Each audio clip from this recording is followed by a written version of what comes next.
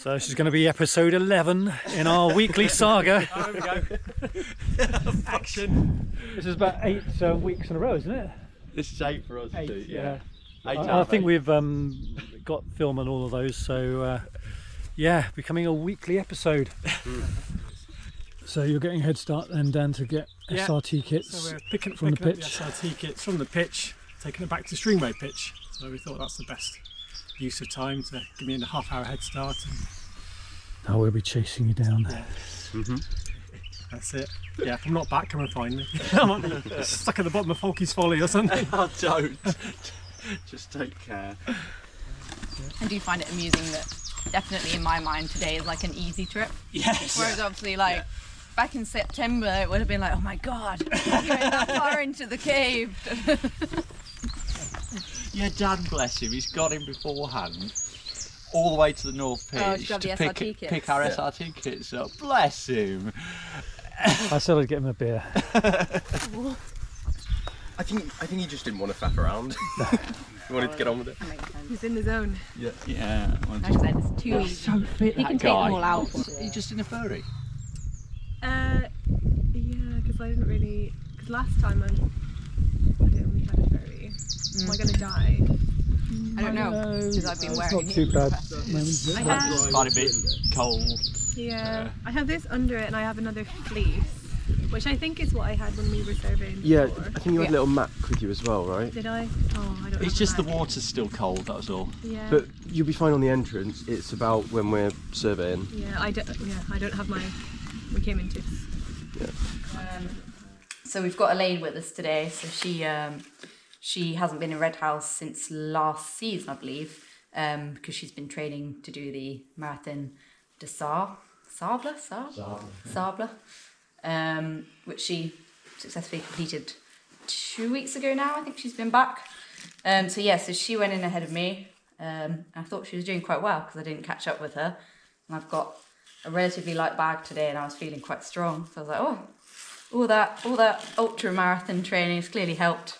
And it turns out, no, I was slowly catching up to Ian and Tim. And I suddenly realised I could see Tim in front of me, not Elaine. And went, oh God, we've lost Elaine. So Joel's now sort of left his bag in the passage. He's gone back to try and find her. There's not too many places to actually get lost on the way in without getting into some really, really grovelly stuff. So hopefully she's, not gone too far wrong, come back and is just waiting for Joel and he's not going to have to go and actually play hide and seek with her. He's a bit worried that she might have actually gone wrong quite early on, which would mean poor Joel might have to go like literally basically all the way back to almost the bottom of the ladders if she has just sort of stopped and waited. So yeah, we'll see. They might not be too far behind or they might still be like 40 minutes behind. Not sure at this point. There we are. One of the hazards of Redhouse. And Joel's quite hungover, so this might wipe him out. I probably should have. He volunteered quickly and went off before I had a chance to offer. So It'll cure his hangover. yeah, maybe it'll cure his hangover. And he doesn't have a bag at least. Great. We have successfully met back up with Dan, Hello. who was a hero and brought our SRT kits back from a wicked pitch in the north. Yeah, I thought I could do something. Well, hopefully that means that either Tiff's got fed up waiting for them and has come in, or that she's Well, they must have found them, surely. found Elaine. So not that long after you guys had set off, actually, I could hear Joel coming through. He shouted to see if I was there. I was. Anyway, it was a good job I'd stayed behind. Essentially, he came up through and basically he'd gone back. He'd found Elaine. Physically, she's okay. But unfortunately, she had gone wrong where he'd thought. So quite early on, where the sort of pipes are, where the way on is up to the left, quite a steep slope. She'd carried on straight and she'd got herself stuck, physically stuck in there, in water. Is this after the mud duck? Yeah, yeah, just after the mud She'd duck. gone straight on. She'd gone straight on instead of left up. All right, I've done that before now. Yeah. Yeah, so I'm not quite sure whether I think had managed to sort of get herself out by the time Joel got there, but she was in obviously very, very cold and not in a great way. She did want to carry on, so they did carry on for a little bit, but then she just realised that she just couldn't. I think once your body's in that heightened adrenaline state, you can't keep going like that. So she turned around. Joel, bless him, came all the way back, obviously, to tell me what had happened. He dragged his SRT kit and the bolts. I've got the bolts.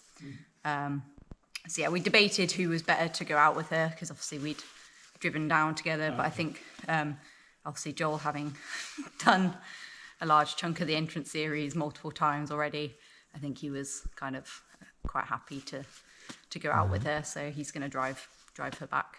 All right. Absolutely. He's not coming back in. No.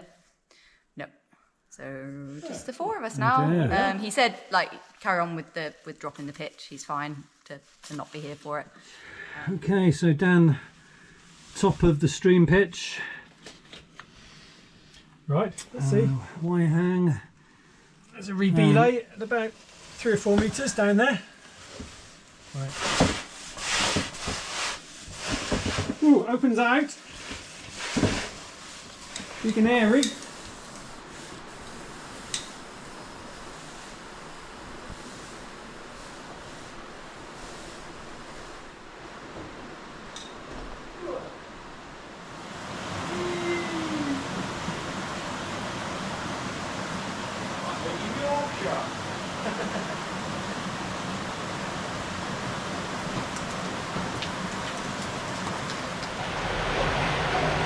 This is Ian, who's just rigging up the second streamway pitch.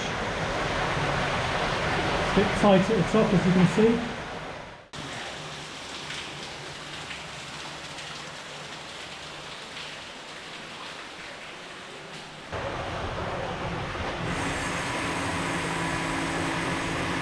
Yeah, I just put one bolt in the other side of this sort of rifty bit. I think for exploratory purposes it'll be sufficient. It's way down there, Dan. I'm not sure it's going anywhere. Oh no! You're going to steer there if you come to live in, yeah? Okay. There is a duck he might be interested in. It's possible that's a duck.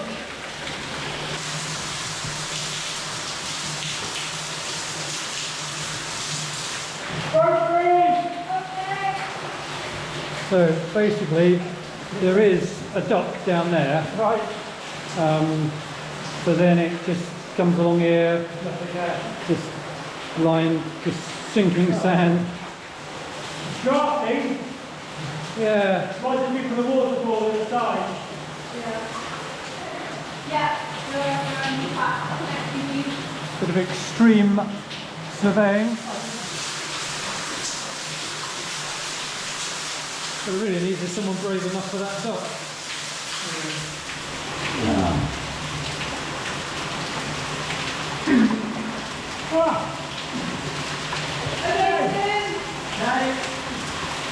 Big waterfall. I might be where I just got a big net.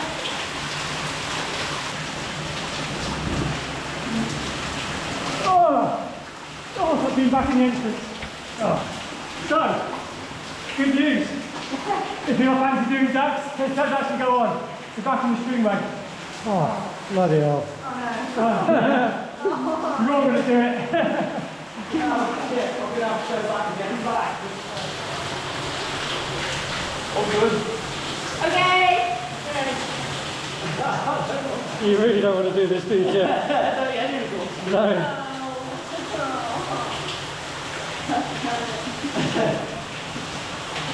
Might be an easy trip today.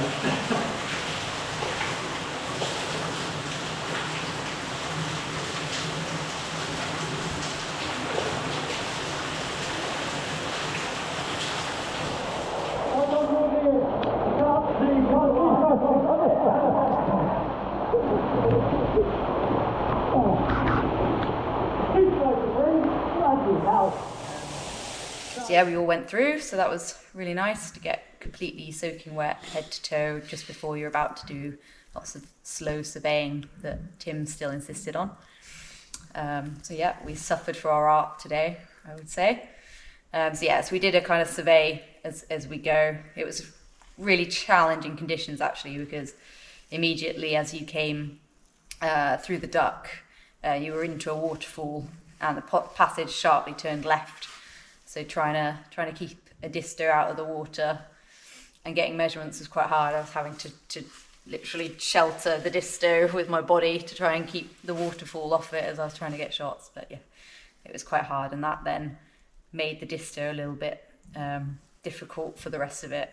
There was a bit of sort of moisture where the laser comes out, so it was quite slow going, considering unfortunately how little passage we actually got. There was a few kind of interesting side bits that we explored, but we sort of focused on carrying to follow the water downstream. Then unfortunately we kind of lost it into a jumble of boulders. Ian and Dan both spent a bit of time trying to find a way through, to no avail. But yeah, we did as much surveying as we could. We all got miserable and fed up. And I can't, how many meters did we get in the end? About 116, something like that, 118 Okay. metres. Yeah, which took a good few hours. It's kind of a shame that there's not really anything carrying on, because there were some quite nice streamway sections. We all felt like we were back in the slaughter system then. Yeah, not sure. It might be a while before anyone goes back, but we'll see. We've left it rigged. But yeah, certainly a sporting trip. I don't know how many people are going to do it. Well, I think it's a lot less miserable if you're not surveying. Yes. But equally, it's only like a 20-minute bimble then. It takes longer to get up and down the pitch, unfortunately, than it does to get to the end of the current accessible passage, I think.